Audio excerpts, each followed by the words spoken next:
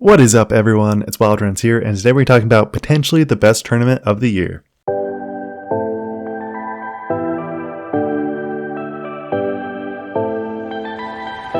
Now, starting out, I've already was a huge fan of the Portland Open. I've actually played at Milo, and it was amazing. Like, even with some of the holes being a little bit blocked off, there was just so much on that course that just felt like true and authentic disc golf that even though I haven't played it in like almost a year now, I still think back about it because it just has unique line shapes, a ton of trees, but overall you just have shot shapes that you don't get anywhere else. And I've just loved all of it. But it kind of stinks we can't play that, but we still got Glendevere. And at the start, I thought just another ball off course. Everyone was saying, oh no, it won't be just rollers. It was just rollers. But with that said, it still was an amazing tournament. And I think the important thing to bring up here is that even though the scores are the way that they are, the tournament was totally different than what the end result is. And this is going to probably sound a little bit like I'm kind of just giving Kevin all the extra love that I wouldn't give other players, which is probably true. He's my favorite player, and I want him to win all things in the same way that I want Simon to win everything.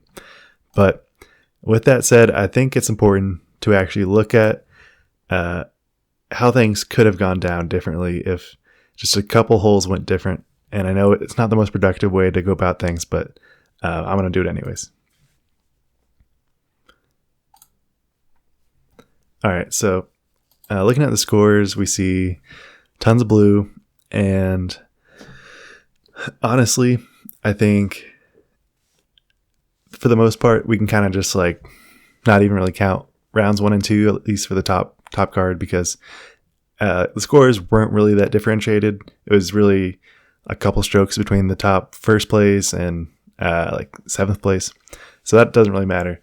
But here we just see Eagle winning, of course, by 1 stroke, which is also a crazy thing. Like if Ricky would have just made that putt, we could have had some crazy shots. And I think that any overtime play would have been super interesting, but we didn't get that. So we actually got a huge cluster right up in the 2nd place and 3rd place zone.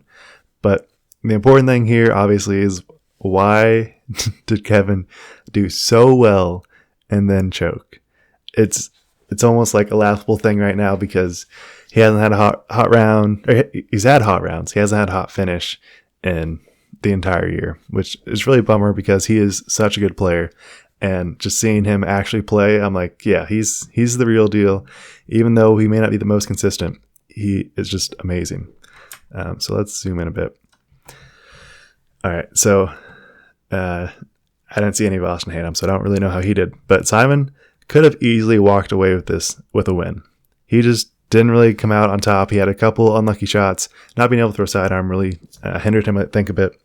But we used a string of pars and then bogey and then parred out. But he could have easily been 2nd, maybe 1st place if he just played his cards differently. Then Paul and Ricky, they just played good. There wasn't anything truly stand out. I think they just played consistent. Obviously, they made some amazing putts. But I think,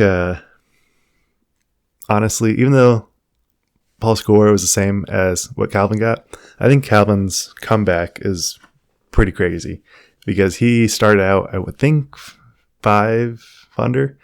And I kind of just thought he was out of the tournament. I thought there was no way he's going to come back. But being Calvin, he just always finds a way to make it to the top 5, top 3, and usually even 2nd place. He's just that good that I really wanted him to win too. It was a great day to watch for the final round because all like my favorite players were playing. So it was just amazing, even if it was the Roller Olympics.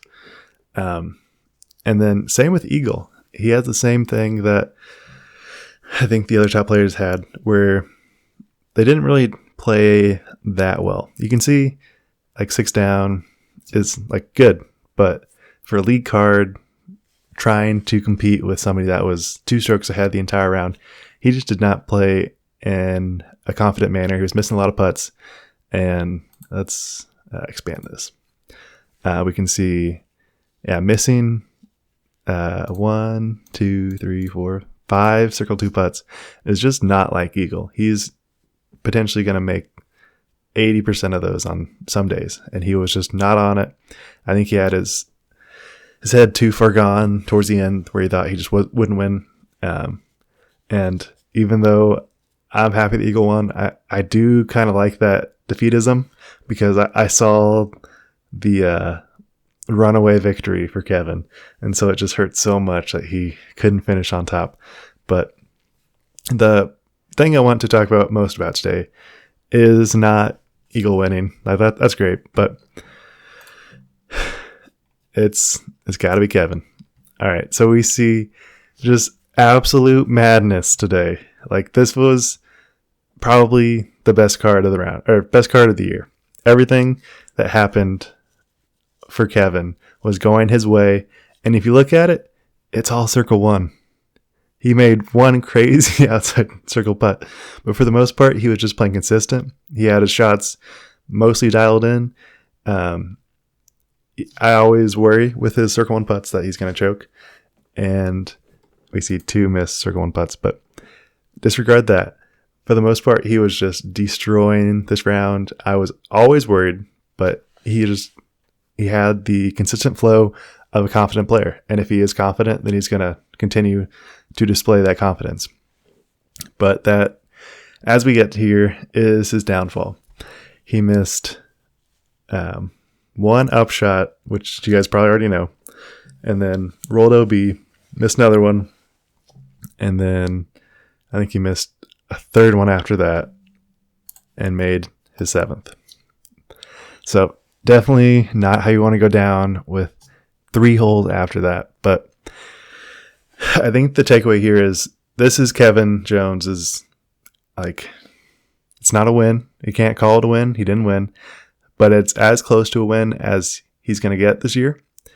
And so I think with that being like the worst way to go out, I think this will bring him the drive and desire and the confidence to do well for the rest of the year. I think with Worlds, he is going to be nonstop relentless the entire duration of the tournament. I think for the rest of at least this year, he's not going to do those faults where he has his head out of the game and he just kind of rushes circle one putts and misses them. He's just not going to do that. And I think he could be still the player of the year. I know it's kind of a long shot, but I watch him play and he has such calm confidence in the same way that Calvin does, but Kevin is a little bit more explosive. I think he has those circle 2 putts dialed in that he's just going to destroy. And I think with that freaking 7, that could be the motivation he needs to just win Worlds. And I'm happy that he's going to have all of this pent up emotion. I'm also just bummed because he's the most like happy, outgoing player on tour. Every round he's promoting other players. He's not like Eagle or Ricky that tend to not say a word during the rounds. They don't really have anything positive unless they make a great putt. That's really all they provide for the round coverage. But with Kevin, he's always making sure everyone's like encouraged, having a good time, in the same way that Simon does, where he's just a positive force in the tour. And so I want him to do great things, and I think he will. It's up in the air if he's going to take this loss well, or if he's going to really just beat himself up about it.